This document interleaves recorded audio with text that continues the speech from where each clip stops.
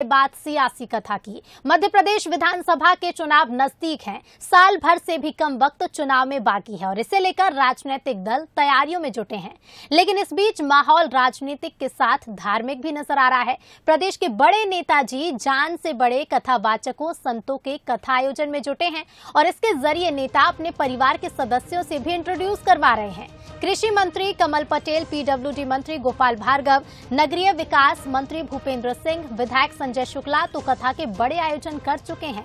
अब जल्द ही कमलनाथ के गढ़ छिंदवाड़ा में पंडित प्रदीप मिश्रा शिव महापुराण कथा करते दिखेंगे। प्रदेश के पूर्व मुख्यमंत्री कमलनाथ ने इसकी तैयारियां भी शुरू कर दी हैं और कई और नेता इसी तरह की तैयारी कर रहे हैं।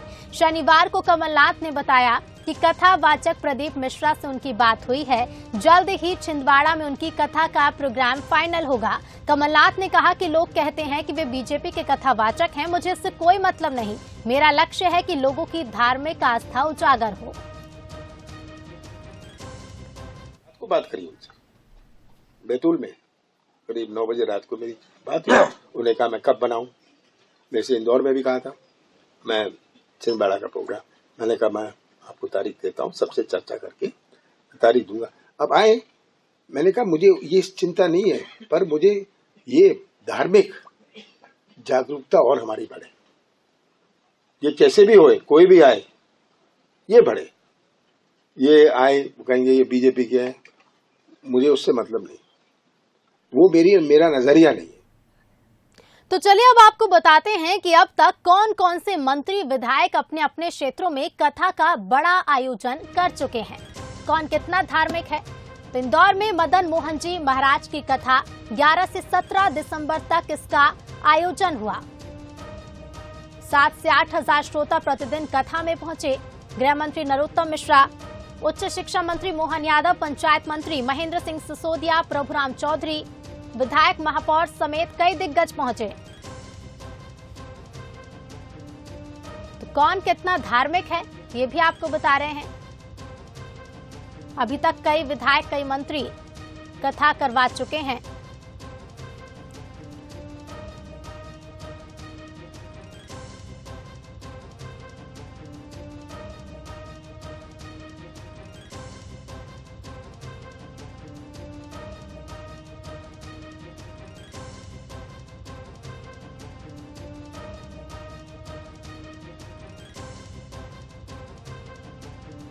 कथाजनों में अब नेता जुटे हुए हैं। कृषि मंत्री कमल पटेल, हरदा में जया किशोरी की कथा करवाई गई। 7 से 13 दिसंबर तक इसका आयोजन हुआ। करीब 30,000 श्रोता प्रतिदिन पहुंचे। इसके साथ ही मुख्यमंत्री शिवराज सिंह चौहान, वीडी शर्मा, महासचिव कैलाश विजयवर्गीय, नेता प्रतिपक्ष गोविंद सिंह समेत कई दिग्गज पहुंचे।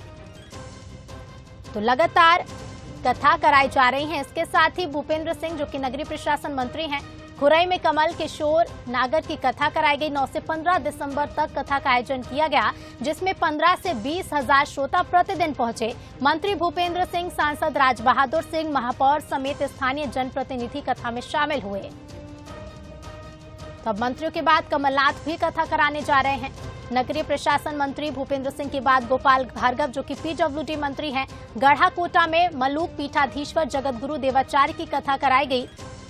12 दिसंबर तक कथा का आयोजन किया गया, जिसमें 20 से 30 हजार श्रोता प्रतिदिन पहुंचे। सागर से बीजेपी के सभी नेता इस कथा में मौजूद रहे।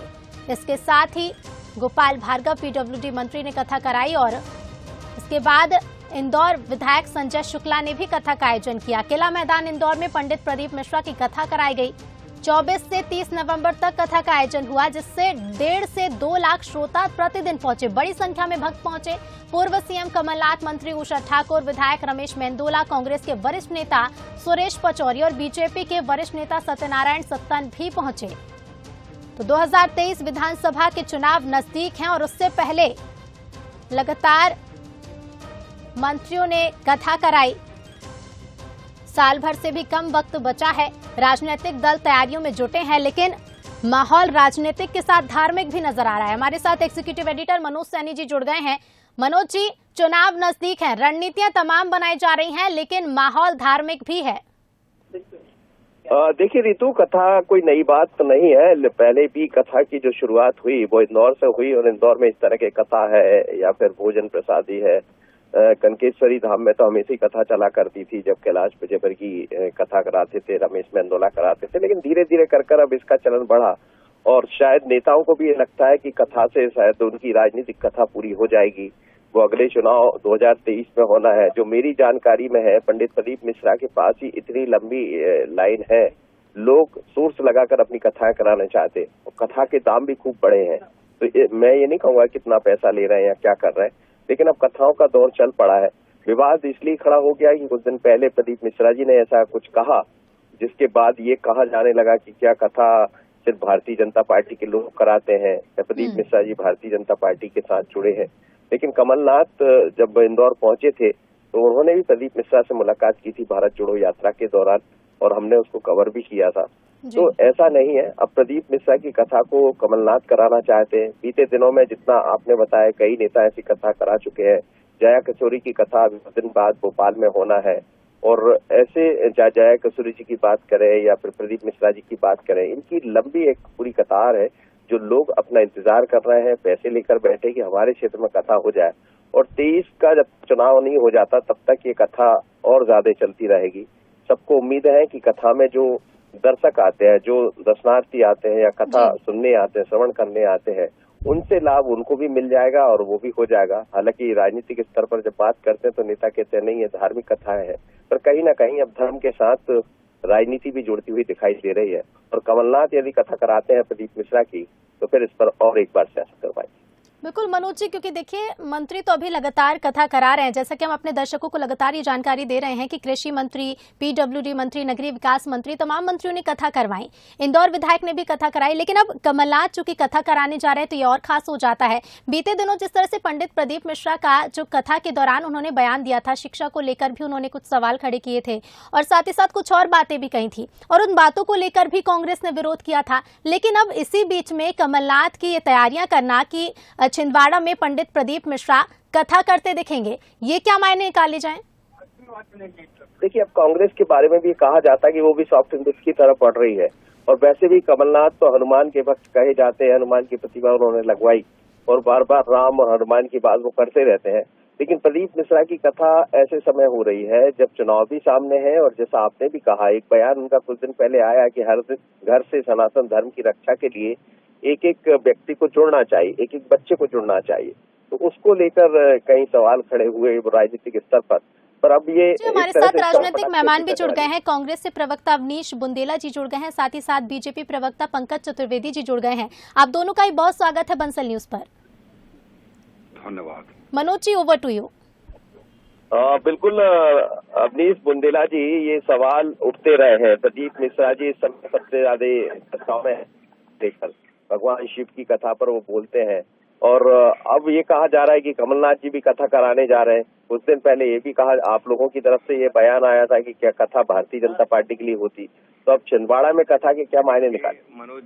मनोज जी, मैं बड़े विनम्रता पूर्वक कहूंगा, चाहे बागेश्वर धाम हो और चाहे पंडित प्रदीप मिश्रा जी हों, ये कथावाचक हैं, ये धर्म का प्रचार प्रसार करते हैं।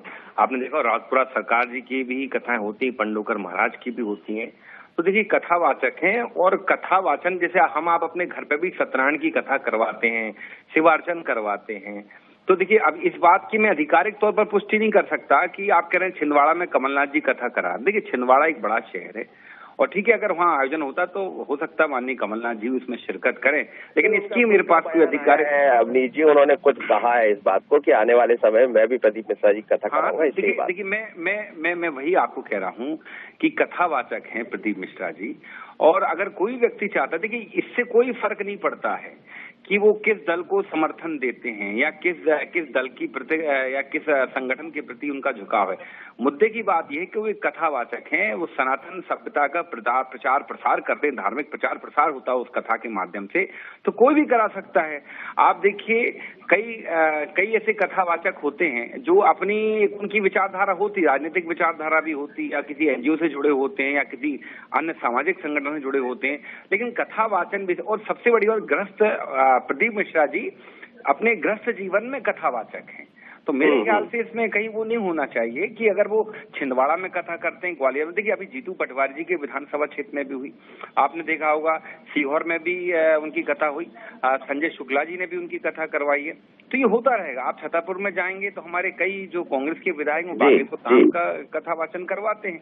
तो मुझे लगता है इसको आप राजनीतिक चश्मे से ना देखें तो ज्यादा अच्छा होगा। नहीं, ये सवाल कुछ दिन पहले कांग्रेस की तरफ से भी आए थे अवनीश जी, इसलिए मैं पंकज जी से पूछा। पंकज जी, अब कमलनाथ जी भी कह रहे हैं कि प्रदीप मिश्रा जी कथा होगी, तो ये कथा राजनीतिक है या ये माना जाए कि कथा से दोनों ही, चाहे बीजेपी हो या कांग्रेस, दोनों ही कथा से अपनी जीवन की। देखिए मनोज जी, भारतीय जनता पार्टी के नेता और कार्यकर्ता राजनीतिक व्यक्ति होने के साथ साथ मूलतः सामाजिक धार्मिक प्राणी पहले हैं, और इसलिए बहुत सारे भाजपा के नेता कार्यकर्ता अपने धार्मिक और सामाजिक दायित्वों के तहत इस प्रकार की राम कथा, भागवत कथा, देवी जी के जागरण, बहुत सारे ऐसे पूजन कार्य जो सनातन परंपरा का भाग है बराबर कराते रहते हैं। जहाँ तक पंडित प्रदीप मिश्रा जी का विषय, उन्होंने बहुत स्पष्ट तौर पर परसों कहा है कि अब देश में एक व्यक्ति को या तो बजरंग दल में या राष्ट्रीय स्वयंसेवक संघ में एक बेटे को भेजना चाहिए, ऐसा वातावरण देश में है, क्योंकि सनातन परंपरा, संस्कार और संस्कृति की सुरक्षा के लिए जो भूमिका राष्ट्रीय स्वयंसेवक संघ की है या उनके अनुषंगिक संगठन बजरंग दल की है, तो आवश्यक है कि आज के दौर में नौजवान पीढ़ी में से हर घर में से यदि एक बालक संघ का स्वयंसेवक है या बजरंग दल से जुड़ा है, ऐसा प्रदीप मिश्रा जी ने कहा, जिस पर कांग्रेस के कई लोगों ने प्रतिक्रिया व्यक्त करी, जो प्रतिकूल प्रतिक्रिया थी। और ये वही प्रदीप मिश्रा जी हैं जिनके सामने कमलनाथ जी का वीडियो वायरल था, कह रहे थे हम मरे जा रहे हैं 7 दिन से। मनोज जी, स्मरण होगा आपको, वो पदयात्रा का उल्लेख कर रहा हूँ मैं, वहाँ प्रदीप मिश्रा जी के सामने कमलनाथ जी कह रहे थे कि हम 7 दिन से मरे जा रहे हैं। तो पदयात्रा का कितना वजन था कमलनाथ जी के ऊपर, उन्होंने स्पष्ट तौर पर कहा। तो मुझे लगता है कांग्रेस, मनोज जी, बहुत दुविधा में है, और दुविधा में दोनों का माया मिली न राम, ये कहावत कांग्रेस पर कई विषयों पर चरितार्थ होती है, ये तय नहीं कर पाते। कहीं कांग्रेस के लोग प्रदीप मिश्रा जी का विरोध करते हैं कि उन्होंने संघ में या बजरंग दल की बात क्यों करी, वो भारतीय जनता पार्टी के विषय पर बात कर रहे हैं, उनको ऐसा नहीं बोलना चाहिए था। अब इतने योग्य व्यक्ति को, प्रदीप मिश्रा जी सनातन परंपरा के योग्य विद्वान व्यक्ति हैं, लाखों लोग उनके प्रशंसक हैं, उनका अनुसरण करते हैं, उनसे सकारात्मक ऊर्जा ग्रहण करते हैं, उनको कांग्रेस के लोग समझाई दे रहे हैं कि वो क्या बोले क्या ना करा रहे हैं। पंकज जी, नहीं कराए ना, यही प्रताप है सनातन परंपरा का कि वो कमलनाथ जी, जिनकी पार्टी तुष्टीकरण की बात करती है, जिन्होंने हमेशा तुष्टीकरण का पक्ष लिया, अभी भी एक चलचित्र पर विवाद है पठान, उस पर कांग्रेस के लोग पठान के साथ खड़े हुए और कमलनाथ जी कथा करा रहे हैं। ये इस बात का घोतक और परिचायक है कि आपको मजबूरी में सही, लेकिन सनातन परंपराओं का पालन। हमें लगता है कि बाद में और जैसे जैसे कथा होगी, आप दोनों वालों को बहुत धन्यवाद रितु, लेकिन ये समझ आ रहा है कि जैसे ही अब प्रदीप मिश्रा की कथा यदि छिंदवाड़ा में होती है तो कथा को कर भी सियासी कथा दिखाई देगी। बिल्कुल मनोज जी, क्योंकि देखिए अभी से जिस तरह से हम कह रहे हैं कि सियासी कथा होने के बाद और क्या कुछ प्रतिक्रियाएं होंगी, अब बीजेपी इस पर क्या कहती है ये तो आगे के बयान ही बताएंगे। फिलहाल शुक्रिया आपका हमसे जुड़ने के लिए।